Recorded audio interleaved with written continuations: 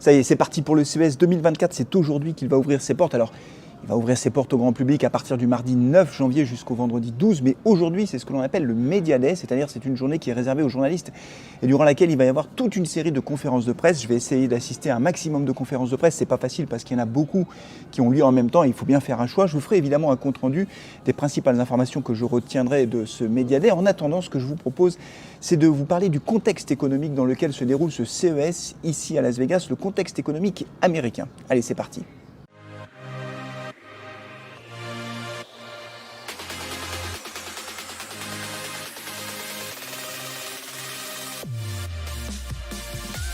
Alors oui, bien sûr, il faut que l'on parle d'économie, il faut que l'on parle du contexte économique. Alors si du côté de l'Europe, la zone euro est sur le fil du rasoir, au bord de la récession, je vous rappelle qu'au troisième trimestre 2023, le PIB en zone euro a reculé de 0,1% et les indicateurs avancés dont on dispose aujourd'hui nous laissent penser qu'il en sera certainement de même au quatrième trimestre. On aura les chiffres à la fin du mois de janvier et s'il y a 2 trimestres consécutifs de recul du PIB, alors là on parle de récession.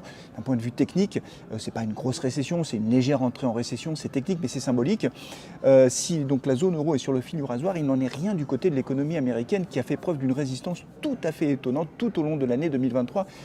Il faut rappeler que beaucoup d'instituts internationaux, d'économistes avaient anticipé une entrée en récession de l'économie américaine suite au resserrement monétaire très important qui a eu lieu maintenant depuis 18 mois. La Réserve fédérale américaine a procédé à toute une série de hausses de taux, comme la BCE d'ailleurs, et beaucoup pensaient que ce resserrement monétaire allait faire plonger l'économie américaine en récession. Eh bien non, elle a très bien résisté. Rendez-vous compte, au troisième trimestre 2023, en rythme annuel, le PIB a augmenté de 5,2% aux États-Unis. Alors comment expliquer cette bonne résistance américaine? D'abord parce que les consommateurs ont continué à consommer. On sait que c'est une économie qui repose beaucoup sur l'appétit des consommateurs américains. Le consommateur américain qui a gardé le moral, quand on regarde les instituts qui procèdent à l'évaluation du moral des consommateurs européens, que ce soit le Conference Board ou l'Université du Michigan, on voit qu'il y a un très bon moral du côté des consommateurs américains, des Américains. Et ils ont également pioché dans leur épargne pour consommer. Et ils ont eu également recours au Buy Now and Pay Later, qui explique aussi pourquoi finalement cette consommation a plutôt très bien résisté. Alors sur l'ensemble de l'année 2023, on anticipe une croissance de 2,4% pour le PIB américain, ce qui est encore une fois nettement supérieur à ce qui avait été anticipé. Du côté du marché du travail, les chiffres sont excellents également. On vient d'avoir sur le vendredi le rapport mensuel sur l'emploi américain avec encore 216 000 créations d'emplois non agricoles. C'est tout à fait considérable, ce qui fait que sur l'ensemble de l'année 2023, il y aura eu aux États-Unis 2,7 millions de créations d'emplois nets.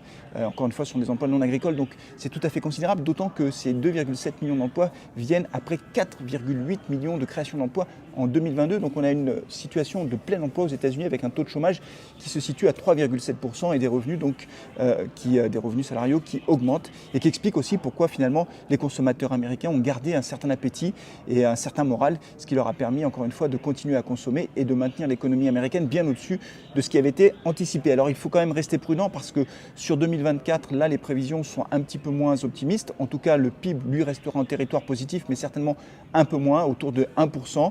Mais ça reste quand même tout à fait significatif puisque, encore une fois, la Réserve fédérale a vraiment beaucoup resserré sa politique monétaire. Elle dégonfle même son bilan et donc on pouvait vraiment penser que ça allait avoir des conséquences plus importantes sur l'économie américaine. Il n'en est rien.